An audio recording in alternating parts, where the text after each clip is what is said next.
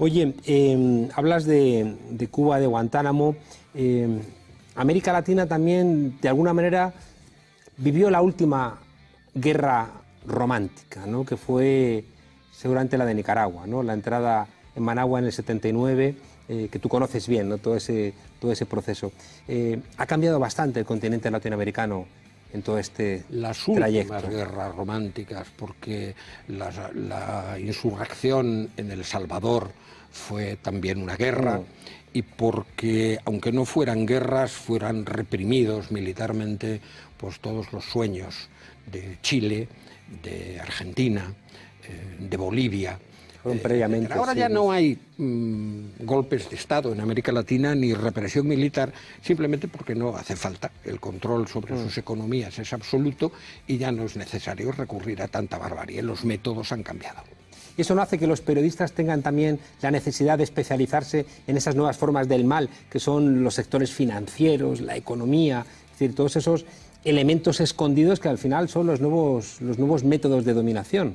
Sí, lo que pasa es que la prensa, no los periodistas, las grandes empresas periodísticas, tampoco está bien dicho, porque las empresas periodísticas como tales dejaron de existir hace tiempo y ahora son simplemente parte de corporaciones financieras que tienen empresas periodísticas, ¿no? Entonces, se acepta ese orden, entre comillas, porque es terrible llamarle orden social a la injusticia, ¿no? Se acepta ese orden como el mejor de los mundos posibles y se sirve a él con las informaciones. Es decir, hay muy poco periodista que se haya entretenido, por ejemplo, en un juego que yo le propongo hacer a los espectadores, que es entrar en organismos como el Round Business Table, la mesa de negocios de los Estados Unidos, la mesa de seguridad nacional de los Estados Unidos, la CIA, es decir, los grandes organismos del poder que rodean, nunca mejor dicho, a la Casa Blanca, en una especie de M30, de carretera de circunvalación de Washington, que le llaman el Iron Belt, el cinturón de hierro. Y ahí están todos estos organismos, incluidos otros como el Banco Mundial, el Fondo Monetario Internacional, etcétera, etcétera, rodeando a la Casa Blanca, que es efectivamente un rodeo. Yo el juego que propongo es entrar en esos organismos, ver quiénes son, porque es público, los apellidos de los integrantes de cada uno de esos organismos y ver que en la lista de uno y de otro se repiten los nombres de los grandes miembros de las grandes corporaciones internacionales.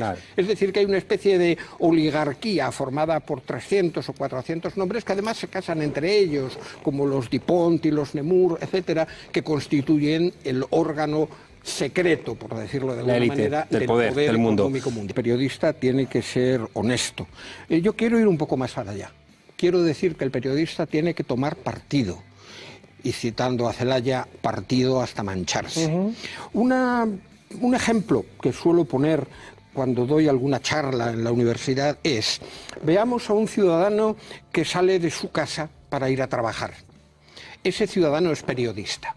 Y al salir enfrente del portal se encuentra con que un energúmeno de 1,90 m como un armario está pegándole de puñetazos una paliza espantosa a un chico o a una chica pequeños o jóvenes. ¿Qué tiene que hacer el periodista? El periodista no debe de intervenir en la noticia. El periodista tendrá que buscar un lugar donde observar qué está ocurriendo. Mirar el reloj, darse cuenta de que la paliza comenzó a las 11:30. Exactitud en los datos para la profesión periodista. Cuidado, no a las 11:20 ni a las 12 menos 20. Que el tipo tendría unos 35 años y la víctima unos 8 o 9. Que empezó a darle de puñetazos, acabó dándole de patadas en el hígado, en el estómago. Cuidado, exactitud en los datos, en la cabeza, pero no en las piernas ni en los brazos. Una vez que ha tomado nota de todo eso, observa cómo el chaval ha muerto, llega una ambulancia, llega la policía, ya es tarde y se lo llevan. Entonces se va al periódico y escribe una exclusiva sobre cómo fue toda esa paliza. Pero, ¿qué ocurre si el ciudadano, en lugar de ser periodista, es fontanero, oficinista, taxista o cualquier otro oficio? Pues el tío interviene. va, trata de impedir que la paliza esa se produzca, a lo mejor se lleva un buen bofetón, trata, si no, de pedir ayuda a los que están alrededor, y eso. Si eso lo hace el periodista, ha intervenido, ha perdido la objetividad, se ha cargado la noticia. A todo el mundo le parece muy bien esto, cuando hablamos de un niño en la puerta de tu casa. Pero ¿qué ocurre cuando son millones de niños los que están condenados a la miseria?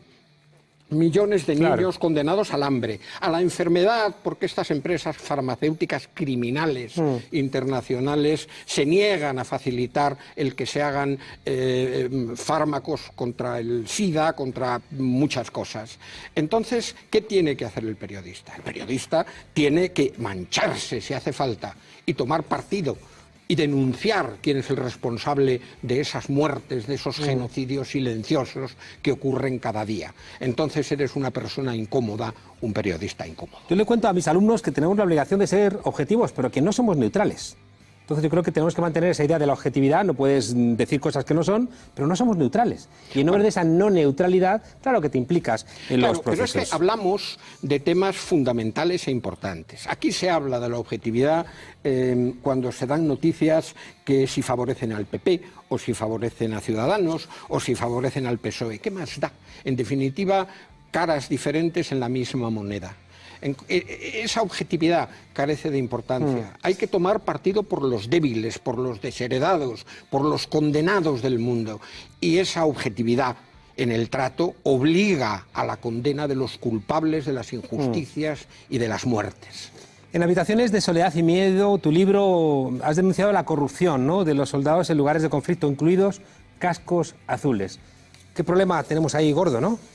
Enorme, pero si consideras, por ejemplo, que había 20.000 cascos azules del sudeste asiático, la mayor parte de Bangladesh, etcétera, que con lo que ganan siendo cascos azules, cuando vuelven a su país se compran una ganadería y por tanto se atrincheran en el cuartel, tratan de no correr riesgos, etcétera, pensando en su sueño de vida con ese dinero. Bueno, pues para vigilar el comportamiento de esos 20.000 cascos azules había una mujer valiente, Celia de la Varenne, canadiense, que disponía de una fuerza policial para vigilarlos. 5 policías para vigilar a 20.000 cascos azules. Entonces veías que los cascos azules entraban niñas de 10 o 12 años en los cuarteles por la noche. Un día Celia de la Varenne me pidió que Jesús Mata y yo hiciéramos un tour por los prostíbulos de la capital, de Monrovia, para ver qué había, si es verdad que había niñas, etcétera. Entramos, en el primer prostíbulo que entramos, en la mesa del bar, nos encontramos de frente con el coronel francés, jefe de uno de los destacamentos de los cascos azules, al que habíamos entrevistado esa misma mañana, que hizo ver como que no nos conocía, ¿no? Entonces, bueno, la situación es tremenda. Si no existieran los cascos azules, habría que inventarlos, pero habría que inventarlos bien. Claro. Oye, tu amigo Jan Ziegler seguramente te ha influido cuando has hablado de poderes invisibles que nos gobiernan, ¿no? Y tú has planteado que las empresas periodísticas forman parte ahora, ¿no?, del negocio financiero. Vamos a ver un pequeño vídeo.